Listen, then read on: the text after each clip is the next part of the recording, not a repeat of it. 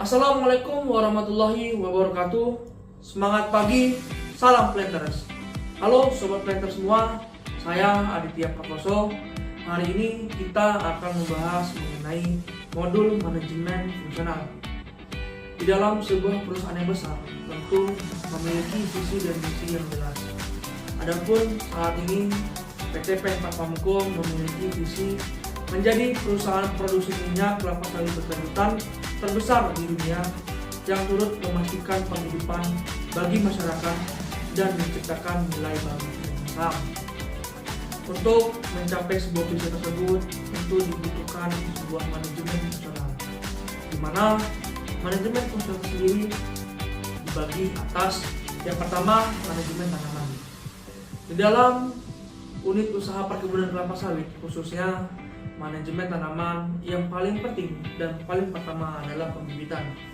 Memastikan bibit berkualitas baik yang sesuai dengan proses pada saat tahapan penanaman tersedia.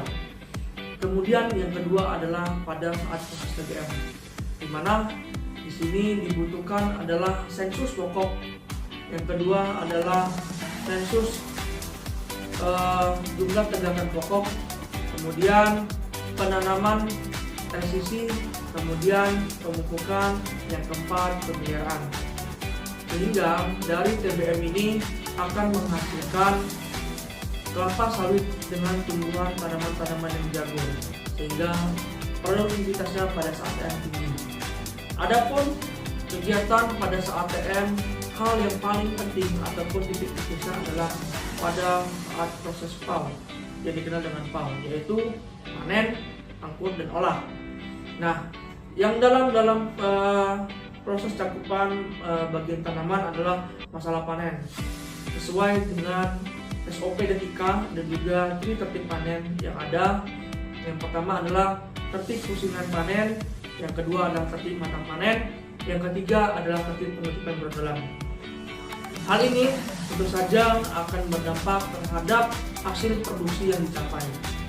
Nah, kemudian ada pada proses angkut, di mana dalam proses angkut ini diharapkan TBS dapat segera mencapai ke PKS sehingga tidak terjadinya losis ataupun air yang tinggi di lapangan. Nah, yang kedua setelah manajemen tanaman yaitu manajemen support. Manajemen support ini terdiri daripada air dan juga infrastruktur.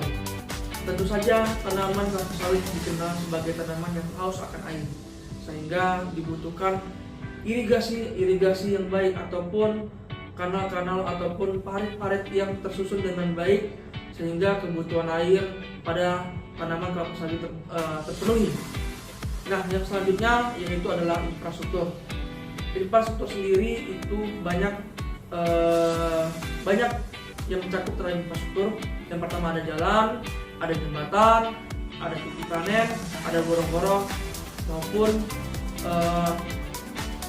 septu ataupun batu gunung.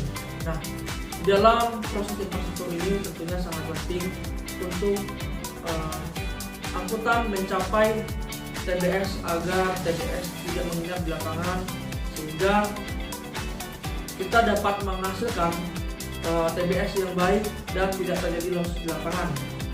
Nah, selanjutnya adalah manajemen kesehatan keselamatan kerja. Nah, ini merupakan fokus dari setiap perusahaan, di mana menurut peraturan pemerintah nomor 50 tahun 2012, pengertian keselamatan dan kesehatan kerja atau K3 adalah segala kegiatan untuk menjamin dan melindungi keselamatan dan kesehatan tenaga kerja melalui upaya pencegahan kecelakaan kerja dan penyakit akibat kerja. Di dalam perusahaan sendiri, tentu untuk menjaga yang pertama adalah keselamatan kerja, kita selalu menggunakan APD dalam bekerja yang lengkap di setiap bagian dan setiap pekerjaan di dalam bidang perkebunan. Yang kedua adalah keselamatan kerja.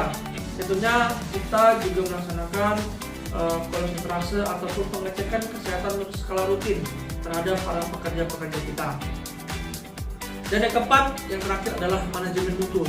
Manajemen mutu sendiri yaitu bagaimana caranya kita bisa menghasilkan TBS ataupun produksi CPO per hektar dengan mutu terbaik. Tentu saja hal ini harus didukungkan dengan tertib sesuai dengan SOP IKRA yang telah berlaku, sehingga pembeli ataupun konsumen kita senang dan bangga memiliki mutu yang baik terhadap barang yang dibelinya. Mungkin itu saja yang bisa sampaikan tentang manajemen fungsional. Sekian, terima kasih. Assalamualaikum warahmatullahi wabarakatuh.